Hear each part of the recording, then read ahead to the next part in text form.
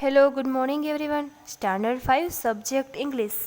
તો લાસ્ટ વિડીયોમાં આપણે યુનિટ 1ની એક્ટિવિટી 3 કમ્પ્લીટ કરી હતી અને જે બાકીનું વર્ક છે ને એ આપણે પછી લઈશું. અત્યારે આપણે યુનિટ 2ની એક્ટિવિટી 4 જોવાની છે કે ચિત્ર જુઓ અને તેનું વર્ણન તમારા શિક્ષકની પાસેથી સાંભળો અને વાંચો. આ એક સરસ મજાની સ્ટોરી છે, તો આપણે આજે આ જોઈશું. A lovely fair. લવલી એટલે કે સુંદર, ફેર એટલે કે મેળો. સુંદર મેળો. તો જો આજે આપણે મેળામાં જવાનું છે. આપણે યક્ષના મેળામાં નથી જઈ શકીએ ને, તો ચાલો હવે અહીં જે આ મેળો આપ્યો છે ને આજે આપણે એમાં જઈશું. તો જો અહીં તમને દેખાય છે ને ચિત્રમાં મેળો. અહીં ચકડોળ આપ્યું છે, પછી અહીંયા નાની નાની દુકાનો આપી છે. અહીં ઘણા બધા લોકો છે, અહીંયા પુરુષો છે, સ્ત્રીઓ છે, બાળકો છે. અહીં એક મંદિર આપેલું છે ને. તો ચાલો આજે આપણે મેળામાં જઈએ. તો ફર્સ્ટ છે કે Bakshipur is a small village. Bakshipur એ એક ગામનું નામ છે કે જ્યાં મેળો ભરાયો છે ને, મેળો બક્ષીપુરમાં ભરાયો છે. તો એ ગામનું નામ આપેલું છે કે સ્મોલ એટલે કે નાનું અને વિલેજ એટલે કે ગામ. બક્ષીપુર એક નાનું ગામ છે. There is a fair in the village today. આજે આ ગામમાં શું છે? મેળો છે. ફેર એટલે કે મેળો, વિલેજ એટલે કે ગામ અને ટુડે એટલે કે આજે. It is on the river bank. It એટલે કે તે, on the river bank. River એટલે કે નદી અને બેંક એટલે કે કાંઠું. આ બેંકનું મિનિંગ કાંઠું થશે, એટલે કે નદી કાંઠે મેળો છે એમ. Man, woman and children are in the fair. Fair એટલે કે મેળો, ઇન ધ એટલે કે માં. મેળામાં કોણ કોણ છે? તો કે મેન એટલે કે પુરુષો, વુમન એટલે કે સ્ત્રીઓ અને ચિલ્ડ્રન એટલે કે બાળકો. મેળામાં સ્ત્રીઓ, પુરુષો અને બાળકો છે. મેળામાં તો હોય ને બધા. પછી છે કે લુક એટ ધ શોપકીપર્સ. લુક એટલે કે જુઓ, એટ ધ એટલે કે ની તરફ, શોપકીપર્સ એટલે કે પાછળ એસ છે એટલે કે દુકાનદારોને. અહીં જો મેળામાં આજે નાની નાની બધી દુકાનો દેખાય છે ને, તો એ બધા દુકાનદાર હોય ને એને શોપકીપર્સ કહેવાય. તો જુઓ એને કે there shops are small. There એટલે કે તેઓની, શોપ્સ એટલે કે દુકાનો કેવી છે? સ્મોલ એટલે કે નાની છે. તેઓની દુકાનો નાની છે. There are toy shops and fruit shop in the ફેર. મેળામાં શું શું છે? તો કે ટોય શોપ્સ. ટોય એટલે કે રમકડાની, શોપ્સ એટલે કે દુકાન, રમકડાની દુકાન. ફ્રૂટ શોપ્સ એટલે કે ફળોની દુકાન છે. There are T stalls also. Also એટલે કે પણ. અને બીજું શું આવેલું છે ત્યાં? ચાની સ્ટોલ્સ એટલે કે પણ દુકાન. ચાની દુકાન પણ આવેલી છે. Rani and Rahim are at the fair. હવે અહીંયા બે પાત્રોની વાત થાય છે કે આ મેળામાં કોણ કોણ છે? તો કે રાની અને રહીમ પણ છે. Rani is 5 years old and Rahim studying in standard 5. Rani છે એ 5 years એટલે કે વર્ષ. રાની છે એ કેટલા વર્ષની છે? તો કે 5 એટલે કે 5 વર્ષની છે. એન્ડ રહીમ સ્ટડીંગ એટલે કે ભણવું અથવા તો અભ્યાસ કરવો. સ્ટાન્ડર્ડ એટલે કે ધોરણ. કયું? 5મું. રહીમ છે એ 5મા ધોરણમાં છે. હવે આજે આગળની સ્ટોરી છે ને એમાં રાની અને રહીમ આજે બે પાત્ર હતા ને, એ મેળામાં વાતો કરે છે, એટલે કે સંવાદ કહીએ ને એ કહે છે. તો હવે એ છે કે રાની, અને આ બે ડોર છે ને એને આપણે સેઝ કહીએ કે Rani says is there a balloon man in the fair. Says એટલે કે કહે છે. હવે રાની છે તે કહે છે કે is there a balloon main. Balloon man એટલે કે ફુગાવાળો. ઇઝ એટલે કે શું, ઇન ધ ફેર એટલે કે મેળામાં. શું મેળામાં ફુગાવાળું છે? એમ રહીમ નહીં પૂછે છે એમ. ત્યારે રહીમ સેઝ એટલે કે રહીમ આન્સર આપે છે. યસ ધેર ઇઝ એટલે કે હા છે, એટલે કે હા તે છે એમ. ફુગાવાળો છે મેળામાં. જો તમને ચિત્રમાં અહીં દેખાય છે ને મેળામાં ફુગાવાળો. પછી ફરીથી રાની સેઝ વેર ઇઝ હી. રાની કહે છે વેર એટલે કે ક્યાં, હી એટલે કે તે. તે કોણ? બલૂન મેન, ફુગાવાળો હતો એ. કે તે ક્યાં છે? ત્યારે રહીમ સેઝ એટલે કે રહીમ કહે છે look he is near the T stalls. Look એટલે કે જો, તે ક્યાં છે એમ બતાવીને કહે છે કે હી એટલે કે તે, નિયર એટલે કે નજીક. કોની નજીક છે તે? ટી સ્ટોલ એટલે કે જે ચાયવાળાની દુકાન છે ને તેની નજીક છે બલૂન મેન એમ. જો તમને દેખાય છે ને આજે ચાયવાળાની દુકાન ને એની બાજુમાં જ અહીંયા ઊભો છે આ બલૂન મેન. પછી Rani says Akhil who are those children. Rani છે તે કહે છે કે સોરી, અહીં છે ને આ પ્રિન્ટિંગ મિસ્ટેક છે, અહીં અખિલ નહીં આવે પણ રહીમ જ આવશે. અહીં બે જ પાત્રો છે ને તે રહીમને જ કહે છે કે રહીમ હુ એટલે કે કોણ, ધોઝ એટલે કે તેઓ, ચિલ્ડ્રન એટલે કે બાળકો. શું કહે છે કે રહીમ તે બાળકો કોણ છે? ધોઝ એટલે કે પેલા અથવા તો તેઓ, ઘણા બધા હોય ને એને ધોઝ કહેવાય. કે તે બાળકો કોણ છે? ત્યારે રહીમ છે ને રહીમ સેઝ એટલે કે રહીમ આન્સર આપે છે they are my neighbours. They એટલે કે તેઓ, માય એટલે કે મારા, નેબર્સ એટલે કે પડોશી. શું કહે છે કે તેઓ મારા પડોશી છે. They are Asif, Joseph, Vedant, Bhavik and Nachiketa. એ લોકો જે આ રહીમ ભેગા આવે છે ને પડોશી, એ બધાના હવે નામ આપે છે કે તેઓ કોણ કોણ, તો બધાના નામ છે. એકનું નામ આસિફ છે, જોસેફ છે, વેદાંત છે, ભાવિક અને નચિકેતા છે. ત્યારે ફરીથી Rani says, what are they looking at. શું કહે છે? લુકિંગ એટલે કે જોઈ રહ્યા, ધે એટલે કે તેઓ, વોટ એટલે કે શું, તેઓ શું જોઈ રહ્યા છે. ત્યારે રહીમ કહે છે કે કલરફુલ બલૂન્સ. શું કહ્યું રહીમે? કલરફુલ એટલે કે રંગબેરંગી, બલૂન્સ એટલે કે ફુગાઓ. કે આજે એના બધા ફ્રેન્ડ્સ હતા, નેબર્સ સોરી પડોશી, એ બધા શું જોઈ રહ્યા છે? તો કે રંગબેરંગી ફુગાઓ. હવે આગળ છે કે Rani says, what is that Rahim. એ કંઈક વસ્તુને બતાવીને કહે છે કે ધેટ એટલે કે તે, વોટ એટલે કે શું, તે શું છે રહીમ. ત્યારે રહીમ છે આન્સર આપે છે કે it is called merry go round. શું કીધું? કે તેને નાનું ચક્કરડું કહે છે. એટલે કે ઓલો ચકડોળ આવે ને, એમાં જે આજે જો અહીં આ તમને બે ચકડોળ દેખાય ને, એમાં જે આ નાનું ચકડોળ હોય ને, ચક્કરડી પણ આને કહી શકાય ને. નાનું ચકડોળ આપણે આમ કહીએ તો એ નાનું ચકડોળ હોય ને એને મેરી ગો રાઉન્ડ કહેવાય. કે એને બતાવીને રાણીએ પૂછ્યું હતું, ત્યારે આને શું કીધું કે તેને નાનું ચક્કરડું અથવા તો ચક્કરડી કહે છે. ઇટ ઇઝ સ્મોલ, અને તે કેવું છે? તો કે સ્મોલ એટલે કે તે નાનું છે. Look at the giant wheel near the merry go round. Look એટલે કે જોવું અથવા તો જો. શું કહેવા જોવાનું કહે છે? At the giant wheel. Giant wheel એટલે કે જે મોટું ચક્કરડું હોય ને એને જાયન્ટ વ્હીલ કહેવાય. જો તમને અહીંયા બે ચકડોળ દેખાય છે ને, એમાં જે નાનું હોય ને ચક્કરડી કહેવાય, એટલે કે મેરી ગો રાઉન્ડ. અને જે આ મોટો ચકડોળ હોય ને એને જાયન્ટ વ્હીલ કહેવાય. એમ કહે છે કે જો જાયન્ટ વ્હીલ આવેલું છે ક્યાં? તો કે near the merry go round, એટલે કે જે નાની ચક્કરડી છે તેની બાજુમાં ચકડોળ આવેલું છે. અને ઇટ ઇઝ હ્યુજ. હ્યુજ એટલે આમ વિશાળ, મોટું કહીએ ને એવું, કે તે કેવું છે? તો કે હ્યુજ છે એટલે એકદમ વિશાળ છે, મોટું. રાની સેઝ, લેટ્સ બાય આઈસ્ક્રીમ્સ. રાની કહે છે કે લેટ્સ એટલે કે ચાલો, બાય એટલે કે ખરીદીએ. શું ખરીદીએ? એમ કહે છે કે ચાલો આઈસ્ક્રીમ ખરીદીએ. Where is the ice cream stall. Where એટલે કે ક્યાં, આઈસ્ક્રીમ સ્ટોલ એટલે કે આઈસ્ક્રીમની દુકાન ક્યાં છે. ત્યારે રહીમ કહે છે કે it is under that tree. શું કીધું? ઇટ ઇઝ તે, અંડર એટલે કે નીચે, ધેટ એટલે કે તે, ટ્રી એટલે કે ઝાડ. શું કીધું? તે ઝાડની નીચે છે. જો તમને અહીં દેખાય છે ને ઝાડ આપેલું હોય ને, એની નીચે આ ice cream stall. And near the giant wheel, તે ઝાડની નીચે, અને જાયન્ટ વ્હીલ એટલે કે જે મોટું ચકડોળ છે તેની બાજુમાં છે.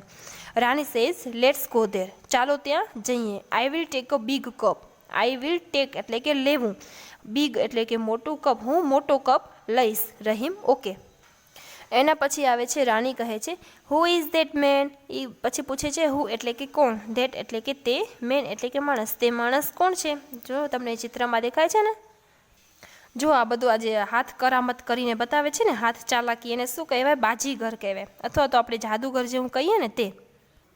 ત્યારે રહીમ છે આન્સર આપે છે કે હી ઇઝ અ જગલર. હી એટલે કે તે, જગલર એટલે કે હાથ ચાલાકી કરનાર, બાજીગર, એમ કે તે બાજીગર છે. That is a box in his hand. That is a એટલે કે તે, બોક્સ એટલે કે જે નાનું બોક્સ આવે ને, હિઝ હેન્ડ એટલે કે તેના, અને તેના હાથમાં શું છે? એક નાનું બોક્સ છે. તમને દેખાય છે ને આ જે બાજીગર છે તેના હાથમાં એક નાનું બોક્સ છે. And it is empty. Empty એટલે કે ખાલી. તે કેવું છે? ખાલી છે. ધેર આર બોલ્સ નિયર હિમ. અને તેની બાજુમાં શું છે? નિયર એટલે કે બાજુમાં, હિમ એટલે કે તેની, બોલ્સ. તો જો તમને દેખાય છે ને આ મેન છે ને એની બાજુમાં શું છે? તો કે બોલ્સ છે.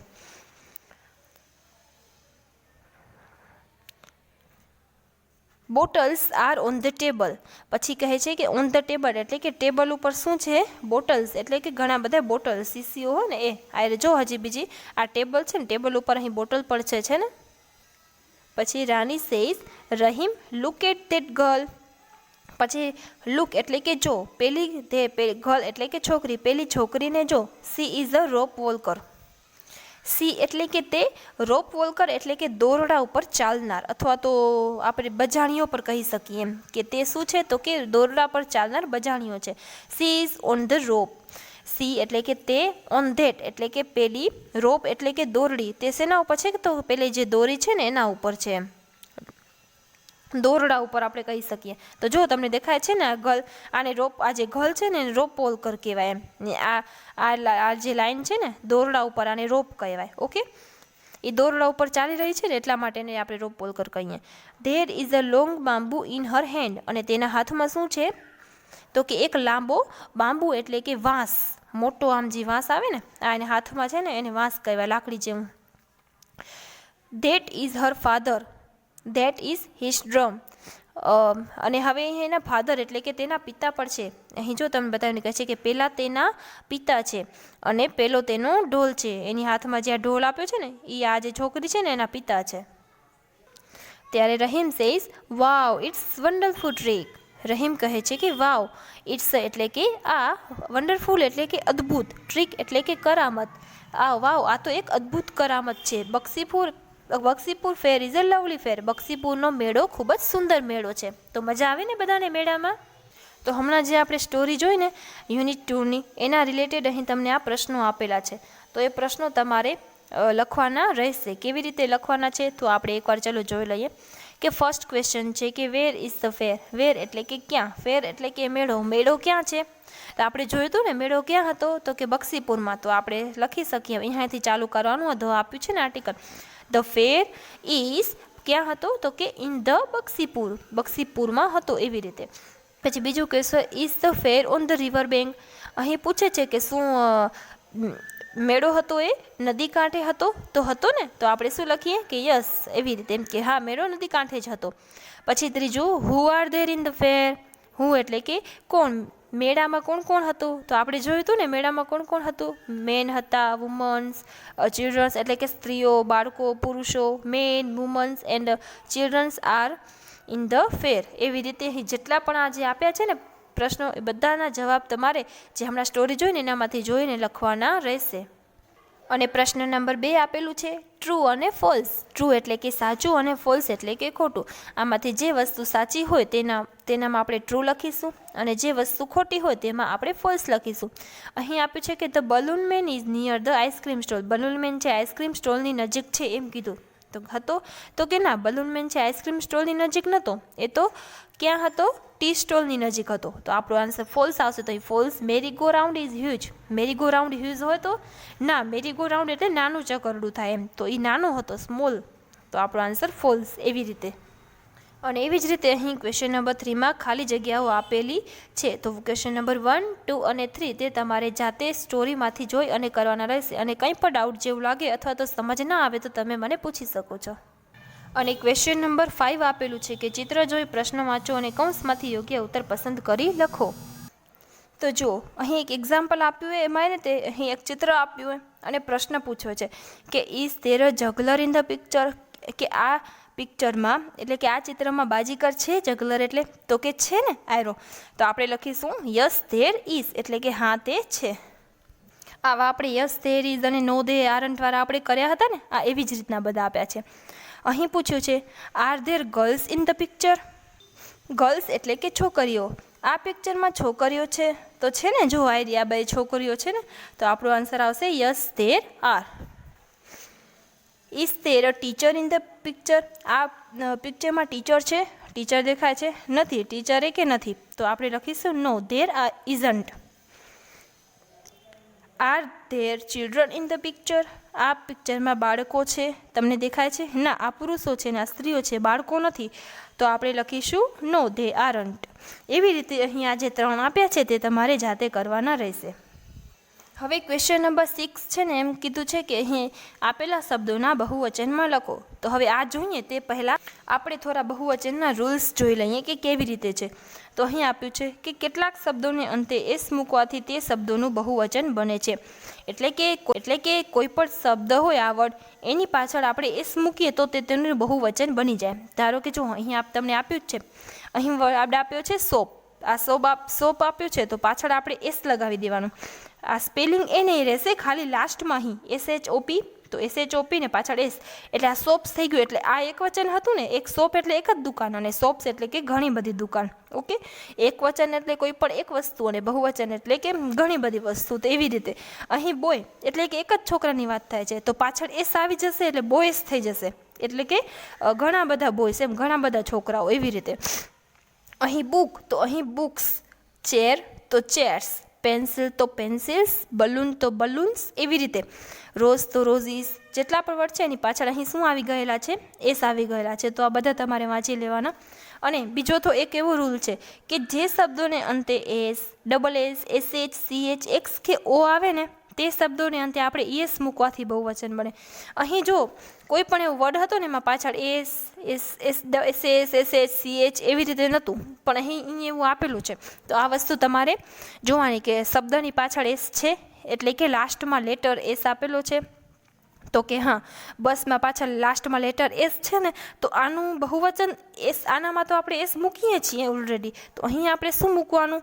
જ્યારે એસ આપેલું ત્યાં પાછળ ઈએસ, તો જેનું બહુવચન સાચું લેખાશે. અહીં બસ તો એનું થઈ જશે બસીસ, ક્લાસ તો એનું થઈ જશે ક્લાસીસ, પાછળ ડબલ એસ આવ્યા, પછી અહીં પણ ડબલ એસ છે, ગ્લાસ તો એનું ગ્લાસીસ, પછી એસએચ, ડીસ પાછળ એસએચ છે ને, એટલે કે S, double S, SH, CH, x કે ઓ.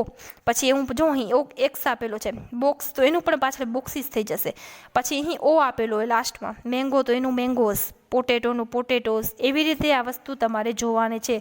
જ્યાં જ્યાં તમને આટલા લેટર આપેલા હોય ત્યાં આપણે ઈએસ મૂકવાથી તેનું બહુવચન થશે. અને થર્ડ રૂલ શું એમ તો કે જે શબ્દોને અંતે એફ કે એફ ઈ આવે, અહીં આપણે S, double S, SH, CH ને ઈ જોયું ને. હવે અહીંયા એવું હોય કે જે શબ્દોની ફરતે એફ અને એફ ઈ આવે ને, તો એની પાછળ આપણે શું મૂકવાનું ખ્યાલ છે? તો કે એફ અને એફ ઈની જગ્યાએ અહીં આપણે લાસ્ટમાં જ મૂકતા હતા, પણ અહીં એવું હોય છે કે એફ અને એફ ઈ નીકળી જાય ને એની જગ્યાએ વી ઈ એસ આવી જાય. ધારો કે જો અહીં શું આપ્યું? લીફ, તો પાછળ એફ આપેલો હોય, તો હવે અહીંયા ને એફ નીકળી જશે ને એની જગ્યાએ વી એસ આવી જશે, એટલે લીફનું શું થઈ જશે? લીવ્સ. અહીં નાઇફ આપ્યું છે તો પાછળ એફી આવ્યું, તો એફી નીકળીને એની જગ્યાએ શું આવી જશે? નાઇફ્સ, એટલે કે છરી, ઓલો ચાકુ કહીએ ને તે. અહીં વાઇફ, તો પાછળ એફી આવ્યું, તો એફીની જગ્યાએ અહીંયા વાઇફ્સ થઈ ગયું, એટલે એ નીકળી ગયું ને વીઈએસ આવી ગયું. ઓકે, તો આ રૂલ્સ બધા તમારે યાદ રાખવા પડશે. અને હજી એવું હોય કે ઘણા શબ્દો એવા હોય ને કે ઈ ને ઈ રે એનું એમ થોડુંક અલગ પ્રકારનું થઈ જાય કે અહીં એનું બહુવચન મેન છે ને, તો આ મેનનો આખો સ્પેલિંગમાં નથી પાછળ એસ આવતો, નથી ઈએસ આવતો, નથી વીએસ આવતો, આનો આખો સ્પેલિંગ જ ચેન્જ થઈ જાય છે. અહીં એમ મેન છે ને, MAN, તો એનું મેન આવી રીતે થઈ જાય MEN. અહીં વુમન તો એનું થઈ જશે વુમેન, યાની કે WO તો એ જ રહેશે, MANની જગ્યાએ MEN. અહીં ચાઇલ્ડ તો એનું ચિલ્ડ્રન થઈ ગયું, ફૂટ તો એનું ફીટ, ટૂથ તો એનું ટીથ, માઉસ તો એનું માઇસ, એવી રીતે. ઓકે, તો આ બધા રૂલ્સ જ છે, તો એ તમારે યાદ રાખવાના રહેશે. અને હમણાં જે આપણે બધા જોયા ને બહુવચન, તો આ ક્વેશ્ચન નંબર 6માં એવી જ રીતે તમારે આ બધા બહુવચન તમારી જાતે લખવાના રહેશે. તો જો હવે નીચે છે ને એ પણ તમને એવી જ રીતે કોઈ સેન્ટેન્સ આખું આપેલું હોય, એનું કેવી રીતે બહુવચન કરવું એ આપ્યું છે કે ધોઝ આર મેંગોઝ. ધોઝ ઈ દેટનું બહુવચન એમ, એટલે કે પેલી, મેંગોઝ એટલે કે કેરીઓ, એસ છે ને પાછળ, એટલે કે પેલી કેરીઓ છે. તો ફર્સ્ટ આપ્યું છે ધીસ. ધીસનો મિનિંગ થશે આ. ધીસ ક્યારે યુઝ થાય? એક વચનમાં યુઝ થાય, એટલે કે કોઈ પણ એક વસ્તુનો આપણે નિર્દેશ કરતા હોય ને ત્યારે આપણે ધીસનો ઉપયોગ કરીએ, કે નજીકની એક વ્યક્તિ કે વસ્તુ દર્શાવવા માટે ધીસ સાથે ઈસનો ઉપયોગ થાય. આપણે આગળ પણ જોયું હતું ને ધીઝ આર અને ધીઝ આર વાળું, કે કોઈ પણ એક વચન હોય ને ત્યારે ધીસ હોય ને એની સાથે શું લાગે? હંમેશા ઈસ. હવે ફોર એક્ઝામ્પલ જો અહીંયા પેન્સિલ પડીએ, બરાબર, મારે એમ કેવું છે કે આ પેન્સિલ છે, તો હું શું કહું કે ધીસ ઇઝ અ પેન્સિલ, એવી રીતે. અને અહીં છે કે ધેટ. ધેટ એટલે થશે કે પેલું, એ પણ ધીસ અને ધેટ છે ને એ બંને એક વચન માટે યુઝ થાય, એટલે કે એક વસ્તુ પડી હોય એના માટે. દૂરની એક વ્યક્તિ કે વસ્તુ દર્શાવવા માટે ધેટ સાથે ઈસનો ઉપયોગ થાય. ધીસ સાથે પણ ઈસનો ઉપયોગ અને ધેટ સાથે પણ ઈસનો ઉપયોગ, એટલે કે સમજી લો ને કોઈ પણ એક વસ્તુ આપણે એક વચનવાળું હોય ત્યારે હંમેશા પાછળ ઈસ જ આવે એમ. હવે સમજી લો કે આ મારી આ જે સ્કેલ છે ને, સ્કેલ આ દૂર સમજે, દૂર છે બહુ, મારી નજીક નથી, એવી રીતે સમજી લો. ને મારે એમ કેવું છે કે પેલી સ્કેલ છે, માપપટ્ટી છે, તો હું શું કહું? ધેટ ઇઝ અ સ્કેલ, એવી રીતે. અને હવે અહીં આપ્યું છે કે ધીસ. આ જે ધીસ છે ને, ધીસ એનું આ બહુવચન છે ધીસ. અહીં છે THIS અને અહીં છે THEAC. આ ધીસ અને આ ધીઝ. એ ધીસનું બહુવચન છે, એટલે કે નજીકની એકથી વધુ વ્યક્તિઓ કે વસ્તુઓ દર્શાવવા માટે આપણે ધીસ સાથે આરનો ઉપયોગ કરીએ. ધીસનું ધીસ થઈ જાય તો પાછળ પર ચેન્જ થઈ જાય તો ઈસનું આર થઈ જાય. હવે માની લો કે અહીંયા પેન્સિલ ઘણી બધી હોય, એમ એક પેન્સિલ નથી, તો હવે ઘણી બધી પેન્સિલ છે ને આપણે કેવું છે, તો હું શું કહું કે ધીસ પછી ઈસની જગ્યાએ આર, એટલે કે ધીઝ આર પેન્સિલ્સ, એવી રીતે. અને અહીં આપ્યું મેં ધોઝ. ધોઝ એટલે ધેટનું બહુવચન થાય ધોઝ, એટલે કે દૂરની એકથી વધુ વ્યક્તિ વસ્તુ કે દર્શાવવા માટે ધોઝ સાથે આરનો ઉપયોગ થાય. હવે અહીં આપણે જોયું હતું ને સ્કેલ વિશે, તો હવે અહીંયા કને એક સ્કેલ હતી એટલે મેં શું કીધું હતું, દૂરની વસ્તુ હતી, તો કે ધેટ ઇઝ અ સ્કેલ એમ કીધું હતું ને. હવે મારે એમ ઘણી બધી સ્કેલ એમ માની લો તમે, તો હું શું કહીશ, ધેટની જગ્યાએ ધોઝ, એટલે કે ધોઝ, પછી ઈસની જગ્યાએ આર, અને સ્કેલ્સ પાછળ એસ આવી ગયું, એટલે કે ધોઝ આર સ્કેલ્સ, એવી રીતે. તમને એક એક્ઝામ્પલ આપ્યું હોય તો આપણે તમને વધારે ખ્યાલ આવશે. જો અહીં એક બલૂન ને ફુગ્ગો, ને અહીં બે ફુગ્ગા, તો અહીં લખ્યું હોય કે this is a balloon. This is a balloon, this એટલે કે આ ફુગ્ગો છે. અને હવે અહીં બે ફુગ્ગા, ઘણા બધા એટલે બહુવચન થઈ ગયું ને, તો અહીં ધીસનું ધીસ થઈ ગયું, ઇઝનું આર થઈ ગયું. જ્યારે એકવચનમાંથી આપણે બહુવચનમાં કરીએ ને ત્યારે આર્ટિકલ એ ના આવે, નીકળી જાય, એમ એ રૂલ્સ છે. ને બલૂનનું બલૂન્સ, એટલે કે આ ફુગાઓ છે. સમજી ગયા ને? એવી જ રીતે અહીં એપલ દીધું હોય તો એપલ એક જ, એટલે શું કીધું તો કે ધીસ ઇઝ એન એપલ, અને એ 3 એપલ, એટલે ઘણા બધા, તો ધીસનું ધીસ થઈ ગયું, ઇઝનું આર, આર્ટિકલ એન નીકળી ગયો, અને એપલનું એપલ્સ. અહીંયા એક કેરી તો શું કીધું, ધેટ ઇઝ અ મેંગો, એટલે કે પેલી કેરી છે. તો હવે અહીં બે કેરીઓ કેવું હતું, ધેટનું ધોસ થઈ ગયું, ઈસનું આર થઈ ગયું, અને એ આર્ટિકલ નીકળી ગયો, અને મેંગોનું શું થઈ જશે, મેંગોઝ, એટલે કે ધેટ ઇઝ અ મેંગો, એટલે પેલી કેરીઓ છે, પેલી કેરી છે, અને ધોઝ આર મેંગોઝ, એટલે કે પેલી કેરીઓ છે, એવી રીતે. અહીં જુઓ, ધેટ ઇઝ અ લીફ, એટલે કે પેલું પાંદડું છે, અને ધોઝ આર લીવ્સ, એટલે કે પેલા પાંદડાઓ છે. લીફનું લીવ્સ, ઇઝનું આર, અને ધેટનું ધોઝ. ઓકે, તો ક્લિયર ને બધાને આ વસ્તુ? તો હમણાં જે આપણે આ જોયું ને, એવી જ રીતે આ તમને જે ક્વેશ્ચન નંબર 7 આપેલો છે ને, એવી જ રીતે છે કે એક વચનમાં તમને વસ્તુ આપેલી, અને બહુવચનમાં તમારે નીચે ઓપ્શનમાંથી શોધી અને સાચો આન્સર લખવાનો રહેશે. એક એક્ઝામ્પલ એ કે ધેટ ઇઝ અ ટ્રી, એટલે કે પેલું ઝાડ છે. તો અહીં તમારે આ 3 ઝાડે, તો જવાબ શું આવે, ધોઝ આર ટ્રીઝ કે those are trees, these are trees કે ધોઝ આર ટ્રી. તો ધેટનું તમારે યાદ હોવું જોઈએ, ધીઝ ના આવે, ધોઝ જ આવે. તો આપણો આન્સર લખીશું ધોઝ આર ટ્રીઝ. એવી રીતે અહીં જેટલા પણ આપ્યા છે તે તમારે બધાએ જાતે ટ્રાય કરવાના રહેશે. Okay, thank you. અને સોરી, આજનું વર્ક છે ને તે થોડું વધારે છે, તો તે તમે મને નેક્સ્ટ ફ્રાઈડે સુધી સેન્ડ કરશો. ઓકે.